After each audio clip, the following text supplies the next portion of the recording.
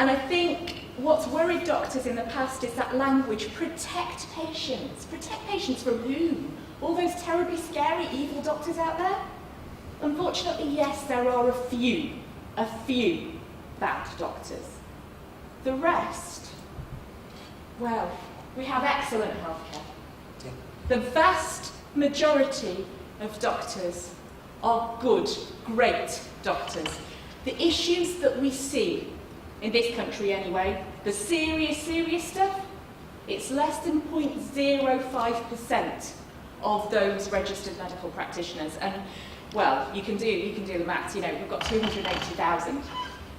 So it's out of 280,000 doctors, it's a tiny minority. Now, that's not to say there aren't doctors who need more support, because it is a challenge system. And it's really difficult, and I'm going to show you a bit more about our role, but suffice to say, I hope I've made that point clear. Whilst we were very much in the ivory tower about 7 years ago, our then chief exec brought me and another colleague on board to help us drag the GMC out of the ivory tower. That is the narrative. We've still got a way to go, but we're certainly on that journey. And of all our functions, those are our statutory functions. Of all those functions, I cannot emphasise enough that centrepiece, standards, that is the fulcrum of what we do. And I'll explain what that actually means for those who aren't in medicine in a moment. I'll take us through these quite quickly. So each of our functions, education. Don't worry about the graphs, I mean these can be shared with you for the future, but it's just to give you a sense of the information that we hold, because we set the standards for medical education. So that means at medical school for university undergrad, but then also for postgrad as well. So all that training, we've got the overall standards. Then individual medical schools, hospitals, etc. have to deliver within those curricula that we set. Okay? And that means we've got access to a lot of information. And that helps us, well, you've heard about data, that helps us identify where more support might be needed. That's an example of the standards that we set. So as you can see, there are very broad themes around environments, around cultures, because as I'm sure you are aware, that's where a lot of the challenges are in medicine. Okay. It does go into clinical detail as well, but I won't bore you with that. Then we are responsible for registration. And for registration, well, that's to ensure that every doctor that practices in the UK has the appropriate qualifications, etc. And it gives us access to all of this really interesting information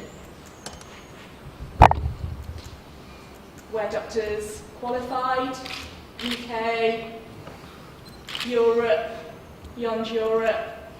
But you can see how we can cut that data to maybe raise a flag and say, isn't it really interesting that there are more doctors per head in Spain than there are here? And then, most famously or infamously, depending on your perspective, we do fitness to practice, of course. And quick question to you, of specialty groups, which do you think are the most complained about specialties? Let me guess. Sorry? Cardiac. They're not too bad. Rajiv, what do you think as a consultant? What do you think? I think it's GPs and obs-gynae, that's what. Psych by far, psychiatrists by far. Patient cohort may help explain it, but actually there are other problems, because you will often have lots of isolated psychiatrists trying to support people with very complex problems, and that can be difficult for them as well.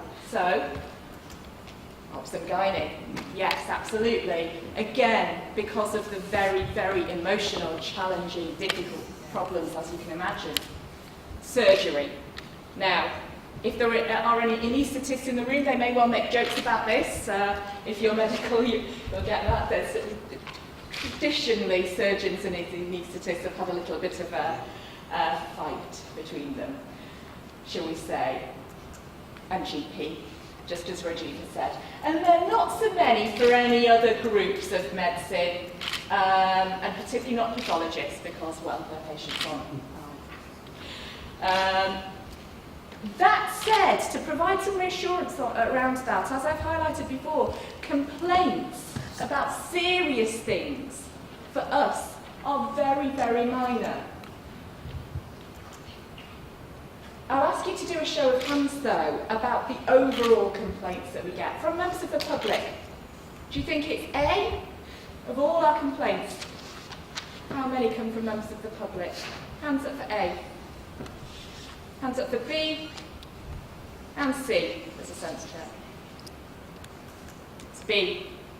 So the majority do come from members of the public. The rest come from colleagues, whether that's doctor colleagues, medical directors, nurse colleagues, etc. Now, of the complaints from members of the public, how many actually meet GMC thresholds? Hands up if you think it's A. I won't make you go through this cycle because yes. So that is there. That really tells the story straight away. That we need to do more to educate people what we are here for, and that is very much about the standards. The fitness to practice issues are for those very, very serious matters. There are local processes that are there for complaints about waiting times, communication, etc. So to wrap up, to explain our role, I'll just skip through these. This is the bread and butter of what we do. Yes, if a doctor is not fit to practice, we need to know about it. But for everything else, it's about supporting doctors to give good end-of-life care, good confidentiality care, etc. to patients who need that support. And these pieces of standards and guidance are accessible to all. They are written in non-clinical language, so you can see the standards that the profession that we have to adhere to. So I hope that gives you a bit of an explanation for what we are here for. Thank you. Fantastic.